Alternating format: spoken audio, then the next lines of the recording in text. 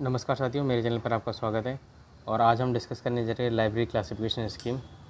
और मेनली जो classification scheme हम पढ़ते हैं वो 3 टाइप की होती है। कौन कौन सी?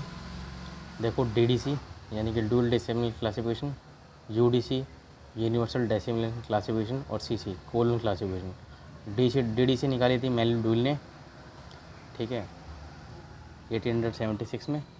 और यूडीसी निकाली थी पॉल ओलेट ने 1905 में। और सीसी रंगनाथन जी ने निकाली थी, ठीक है। और इसका ईयर मुझे कमेंट करके बताओ कब निकाली थी, ठीक है। तो मेजर क्लासिफिकेशन स्कीम क्या होती है? Classification scheme are the tool that allow us to locate a class mark artificial notation comprising a alpha numerical character and punctuation mark to every item based on their subject content. कोई subject हमने पढ़ा, मान लो D के हिसाब से दिख रहे हैं, तो क्लासिफिकेशन स्कीम में क्या होता है, जैसे कि हमने पढ़ा 327 यानी कि इंटरनेशनल रिलेशन के ऊपर नंबर है। फिर उसके साथ हम बुक नंबर जोड़ देंगे और लास्ट में वो ईयर ऑफ पब्लिकेशन जोड़ देते हैं, 23, 24 ये ईयर ऑफ पब्लिकेशन जोड़ देते हैं, ठीक है। इस तरह से बनता है। तो classification scheme can be defined as a list of classes arrange according to a set of predefined principle for the purpose of organizing item in a collection, entries in an index, bibliography or catalog into group based on their similarities and difference to facilitate access and retrieval. Classification scheme can be क्या होती है? List of classes arrange according to set of predefined principle. ये एक पहले से defined class है, उसके हिसाब से हम क्या करते हैं, आइटम्स को अरेंज करते हैं, ठीक है। कौन कौन सी टाइप की क्लासिफिकेशन स्कीम होती है? देखो, हैरिस क्लासिफिकेशन होता है, ठीक है। ये 1870 में आया था। ऐसे टाइप के ना बहुत कम से कम 10 टाइप की क्लासिफिकेशन स्कीम है। मैं बता देता हूँ मोटा मोटा, फिर बताता हूँ आपको क्या होता है। तो हैरिस क्लासिफिकेशन ये 1970 में आया था, फ्रांसिस बेकन ने निकाला था। बस आपको ध्यान रखना है क्या है, ये फ्रांसिस बेकन ने हैरिस क्लासिफिकेशन निकाला था 1870 के अंदर।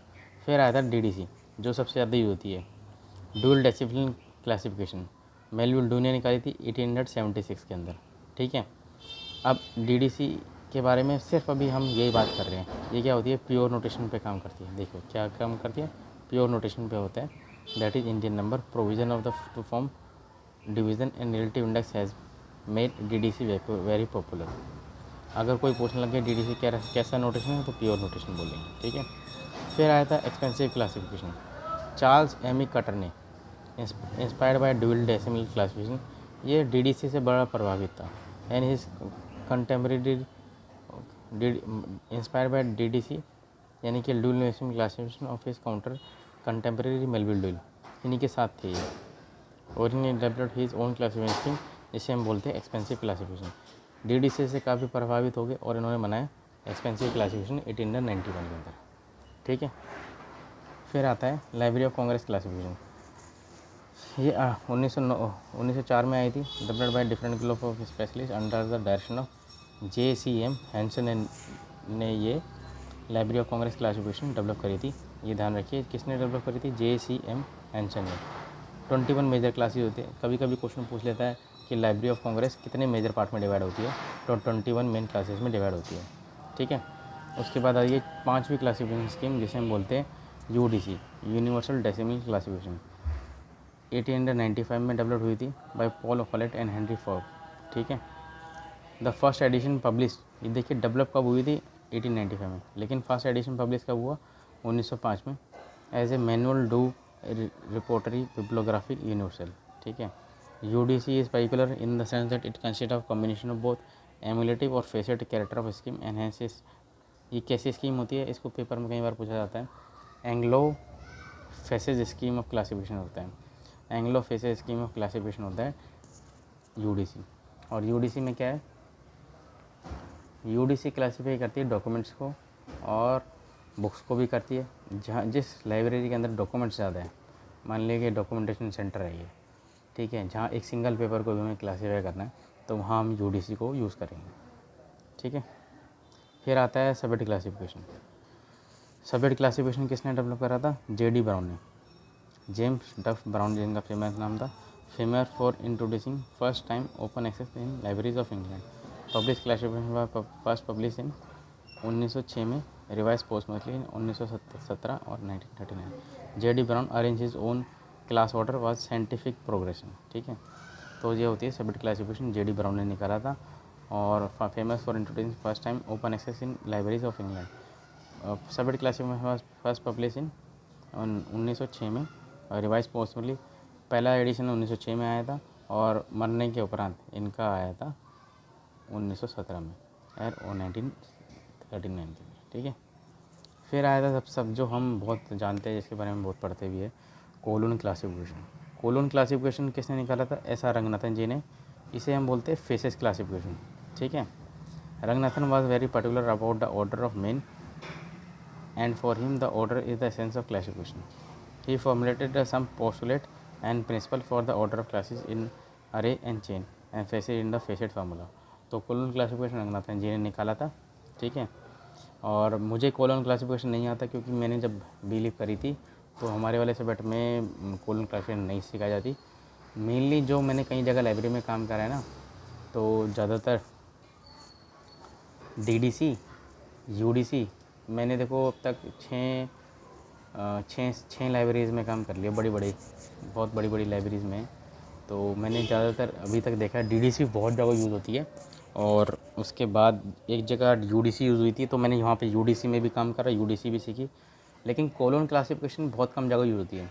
जैसे दिल्ली यूनिवर्सिटी के कुछ कॉलेज में कोलून क्लासिफिकेशन यूज़ होती है। उसकी मेन जो उसका मेन कैंपस है, वहाँ पर भी कोलून क्लासिफिकेशन यूज़ होती है, क्योंकि पुरानी लाइब्रेरी है। तो बड़ा टफ हो जाता है कि मैं पुरानी लाइब्रेरी को कोलून क्लास मतलब स्कीम चेंज करना बहुत टफ हो जाता है। तो आप, मेरा सुझाव ये रहेगा कि देखो, डीडीसी और यूडीसी दोनों ही बहुत अच्छी क्लासिफिकेशन स्कीम है, डीडीसी और यूडीसी। डीडीसी बहुत इजी है, ठीक है, और यूडीसी बहुत इजी है, ठीक है। फिर आता है बिब्लियोग्राफिकल क्लासिफिकेशन, ठीक है। ये आया था, ये किसने निकाली थी? हेनरी एल्विस ब्लिस ने निकाली थी। Bibliographical classification, the order of the main classes is based on what he call scientific and educational senses. He was of the view that there is an order of main classes that exists in nature and it is nearest to the main consensus. ये होती है बिब्लियोग्राफिकल classification. इसका मैं year भी बताऊंगा आपको कब आया था। फिर आता है 90 नंबर पे, देखो, राइडर इंटरनेशनल क्लासिफिकेशन। ये निकाली थी फर्मंट ए राइडर ने 1961 ने, अमेरिकन लाइब्रेरी ने। Famous for free advocacy of microform in library. इनका अगर योगदान देखा जाए लाइब्रेरी में क्या था, तो वो ये था, इन्होंने माइक्रोफोम लाइब्रेरी में यूज़ करवाए। माइक्रोफोम क्या होते हैं? छोटे छोटे माइक्रोफोम होते हैं जिसके अंदर हम डाटा स्टोर कर सकते हैं। His scheme a broad ones has 26 main classes denoted by roman A to Z, ठीक है। राइडर क्लास इंटरनेशनल क्लासिफिकेशन को इंटरनेशनल क्लासिफिकेशन भी बोलते हैं, ध्यान रखिए। राइडर इंटरनेशनल क्लासिफिकेशन है, 1961 में आया था, और इनको फेमस है ये माइक्रोफोम लाइब्रेरीज़ के अंदर लाने के लिए, ठीक है। और जो बिब्लियोग्राफिक क्लासिफिकेशन BBK, ये होती है हमारी, डिज़ाइन करी थी लेनिन स्टेट लाइब्रेरी मॉस्को ने, डिज़ाइन बाई, ठीक है, मॉस्को लेनिन स्टेट लाइब्रेरी ने डिज़ाइन करी थी, मॉस्को में। पब्लिश इन 30 वॉल्यूम बिटवीन 1960 1968 तक। इस एवरेज इन 6 वॉल्यूम, इतने से इतने 6 वॉल्यूम सन 70 से 57 में है, 1 वॉल्यूम 96 में है। Are also available for medium and small libraries. ये वाली जो होती है ना BBK क्लासिफिकेशन, ये छोटी और बड़ी लाइब्रेरीज के लिए आती है। ये भी 21 मेन क्लासेस में डिवाइड होती है, ठीक है, denoted by 28 capital syntactic alphabet. तो BBK कितने पार्ट में डिवाइड होती है? 21 मेन पार्ट में। फिर आता है broad system of ordering, BSO जिसे बोलते हैं। Broad system of ordering is a facets classification scheme publish by FID, ठीक है, एंड यूनेस्को 1978 में आई थी। ब्रॉड सिस्टम ऑफ ऑर्डरिंग, ठीक है, ऐसे roof of classification and umbrella classification बोलते हैं इसे। अम्ब्रेला क्लासिफिकेशन किसे बोलते हैं? ब्रॉड सिस्टम ऑफ ऑर्डरिंग को बोलते हैं फॉर साइंस एंड टेक्नोलॉजी के लिए। It was collaborated for the FID। किसने निकाली थी FID? ये देखो, broad system of ordering Eric J. Coates ने, G. लॉर्ड ने और D. सिमांदी ने, इन्होंने निकाली थी ब्रॉड सिस्टम ऑफ ऑर्डरिंग 1978 में। अगर कोऑर्डिनेशन तो FID और यूनेस्को ने, ठीक है। और ये किस लिए होती है? साइंस एंड टेक्नोलॉजी के लिए निकाली थी। अम्ब्रेला क्लासिफिकेशन भी बोलते हैं। और एरिक G. कोट्स, इसी नाम ध्यान रखिए। ठीक है। अब मैं इस पूरे को जितनी मैंने क्लासिफिकेशन स्कीम आपको पढ़ाई थी इसे मैं समराइज़ कर देता हूँ। और ये देखिए, ठीक है, ये देख लेते हैं। देखिए, सबसे पहले ये जो क्लासिफिकेशन स्कीम आई ना, वो आई थी हेनरी क्लासिफिकेशन, टी हैरिस ने निकाली 1870 में। फिर आया था DDC यानी कि डुअल डेसिमल क्लासिफिकेशन, मेल्विल ने निकाल दी 1876 में। फिर आया था एक्सपेंसिव क्लासिफिकेशन, CA कटर ने, ये कब आई थी 1891 में। Library of Congress classification 21 major part में डिवाइडेड है, ध्यान रखिए, लाइब्रेरी ऑफ कांग्रेस ने निकाली थी या CM हैंडसम ने 1904 के अंदर। Universal decimal classification Paul Otlet and Henri La Fontaine ने निकाल दी UDC 1905 के अंदर, ठीक है। फिर आया था सेबेट क्लासिफिकेशन, ये निकाला था JD ब्राउन ने, ये भी 1906 के अंदर, ठीक है। कोलोन क्लासिफिकेशन सबसे फेमस है, रंगनाथन जी ने निकाल दी 1933 के अंदर। जो मैंने क्वेश्चन भी पूछा था उसका आंसर ये है, रंगनाथन ने कब निकाली थी कोलोन क्लासिफिकेशन 1933 के अंदर। अब आया था बिब्लियोग्राफिकल क्लासिफिकेशन, बिब्लियोग्राफिकल क्लासिफिकेशन आई थी बिलिस ने 1935 में। Rider international classification FM Rider ने 1961 में। BBK क्लासिफिकेशन जैसे मैंने स्टेट पढ़ाया अभी, स्टेट लेनिन स्टेट लाइब्रेरी और भी नहीं थी 1960 के अंदर। इंफॉर्मेशन कोडिंग क्लासिफिकेशन आई डेलवर ने 1970 में। Broad system of ordering BSO FID और यूनेस्को ने 1978 के अंदर आई थी ये क्लासिफिकेशन, जिसे हम बोलते हैं ब्रॉड सिस्टम ऑफ ऑर्डरिंग, और इसे कभी कभी अम्ब्रेला क्लासिफिकेशन भी बोला जाता है, ठीक है। तो ये देख लीजिए, मैं इसका बोल ही रहा हूँ कि ये भी क्लासिफिकेशन स्कीम है और ये ईयर वाइज मैंने अरेंज कर रखी है, तो इसको ध्यान से नोट कर लीजिए। मैं ये बता रहा था आपको, जो भी लाइब्रेरी में आप काम करते हैं उसमें आप ये ध्यान रखिए कि DDC बहुत अच्छी क्लासिफिकेशन स्कीम है, UDC बहुत अच्छी क्लासिफिकेशन स्कीम है। जो लोग UDC नहीं खरीद सकते, अपनी लाइब्रेरी नए सेटअप करें, वो UDC से काम चला सकते हैं। UDC बहुत सस्ती आती है और आप उसे खरीद सकते हैं, क्योंकि DDC बहुत महंगी भी है। हाँ, एक चीज़ और, जिन बच्चों को भी किसी सब्जेक्ट का या कोई सब्जेक्ट का कॉल नंबर बनवाना है, या उसको DDC के हिसाब से या UDC के हिसाब से कोई भी कॉल नंबर बनवाना है, तो मुझे कमेंट करके लिखिए, मैं उसका कॉल नंबर बना के और आपको आपकी कमेंट बॉक्स में आंसर कर दूँगा, ठीक है। कोई भी क्वेश्चन है तो ध्यान रखिए, मुझे कमेंट करिए और मैं आपकी पूरी हेल्प करूँगा लाइब्रेरी से रिलेटेड। मतलब जितना मुझे आता है मैं कोशिश करूँगा कि मैं आपके क्वेरीज़ को सॉल्व कर पाऊँ।